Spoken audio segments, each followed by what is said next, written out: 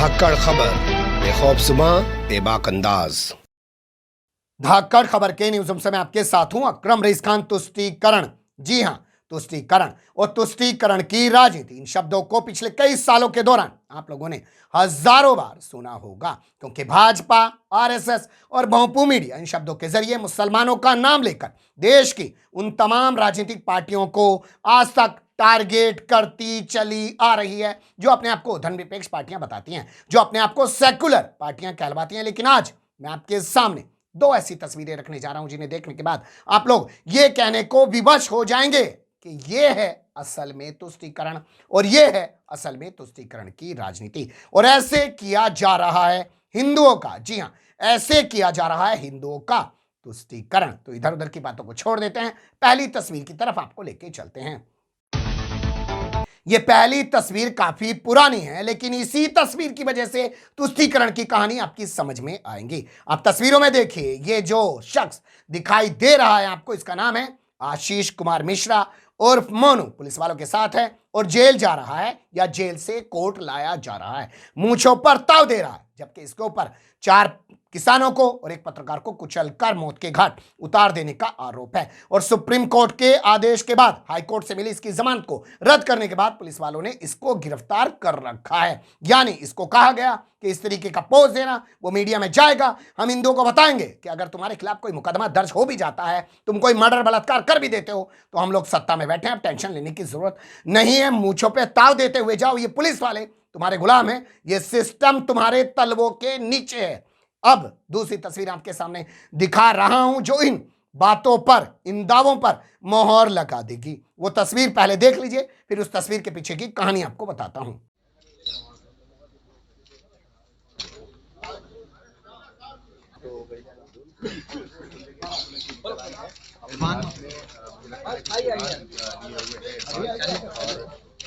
इशारा कर रहे हैं, बात कर रहे हैं, पंजाब में रहे हैं, पंजाब थोड़ा नहीं लेके जाओ, बैठो। सर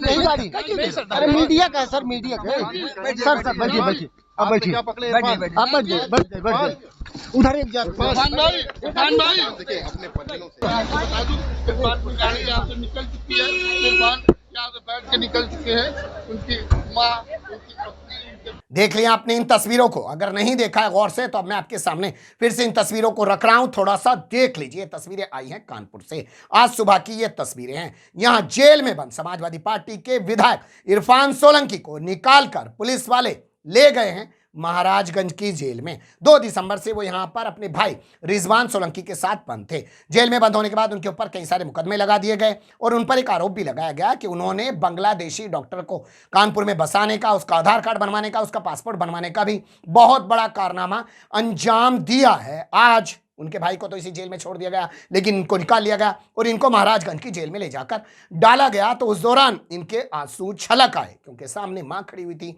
बीवी खड़ी हुई थी, बच्चे खड़े हुए थे। ना मीडिया से बात करने दी गई, ना ही अपने परिवार के लोगों से बात करने दी गई। इनके बगल में, इनके हाथ में कुरान बताया जा रहा है। इन तस्वीरों को एक बार फिर से देखिए आवाजों के साथ, फिर आपको बताऊंगा कि क्या और सवाल खड़े हो रहे हैं।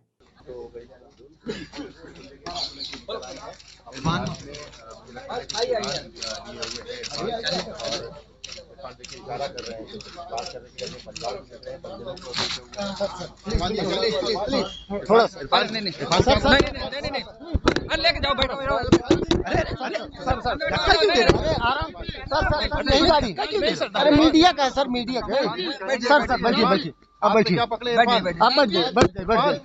उधर एक देखिए अपने परिजनों से गाड़ी यहाँ से निकल चुकी है, यहाँ से बैठ के निकल चुके हैं, उनकी माँ, उनकी पत्नी। सुन लिया, देख लिया आपने ध्यान से।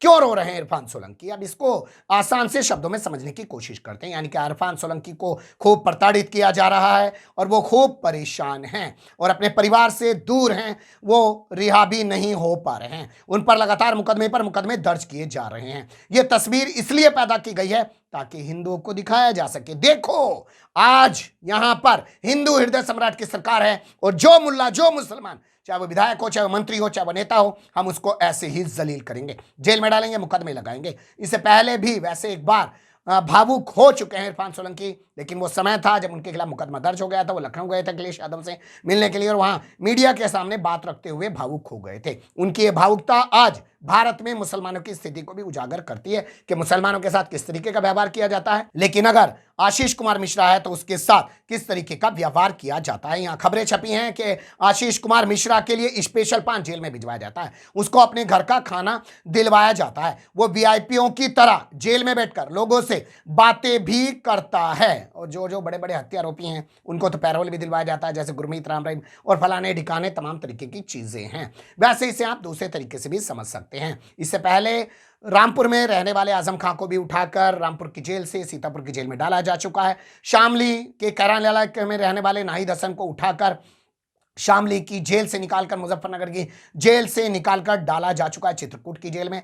और आप देख सकते हैं कि मुख्तार अंसारी को बांदा की जेल में डाल रखा है। उनका बेटा जो मऊ की सदर सीट से विधायक है अब्बास अंसारी, उसको डाल रखा है चित्रकूट की जेल में। अब एक सवाल यहां पर और है, क्या आशीष कुमार मिश्रा उर्फ मोनू किसी विधानसभा का, किसी लोकसभा का या किसी सदन का कोई नेता नहीं, कोई नेता नहीं है, लेकिन उसका बाप अजय कुमार मिश्रा उपटेनी पहलवान गृह राज्य मंत्री है अमित शाह के साथ, तो उसको वीआईपी ट्रीटमेंट दिया जा रहा है। लेकिन बावजूद इसके कि इरफान सोलंकी के विधायक हैं, उनके साथ किस तरीके का सलूक किया जा रहा है तस्वीरों में साफ दिख रहा है। प्रोटोकॉल का भी पालन नहीं किया जा रहा है एक विधायक के साथ जिस तरीके से किया जाना चाहिए। तो इसी से कहा जा रहा है कि यह है असल में तुष्टीकरण और यह है असल में तुष्टीकरण की राजनीति। और ऐसा तुष्टीकरण हिंदुओं का भाजपा खुल्लम खुल्ला कर रही है, फिर चाहे गैस कितना भी महंगा हो जाए, फिर चाहे कुछ भी हो जाए। वो कहावत है हमारे पश्चिम उत्तर प्रदेश में कि मेरी दीवार गिरी तो गिरी, मुझे इसका गम नहीं है, पड़ोसी का कटड़ा मर गया, मुझे इस बात की बड़ी खुशी है।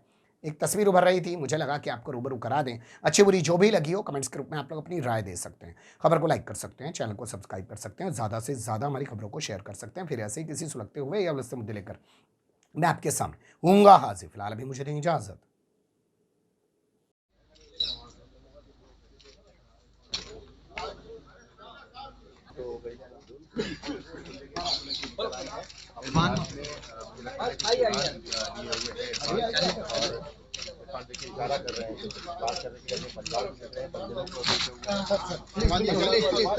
थोड़ा नहीं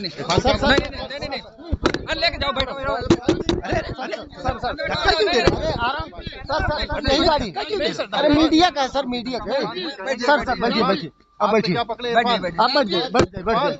उधर एक इरफान भाई देखिए अपने परिजनों से बता दूं, इरफान की गाड़ी यहाँ से निकल चुकी है, इरफान यहाँ से बैठ के निकल चुके हैं।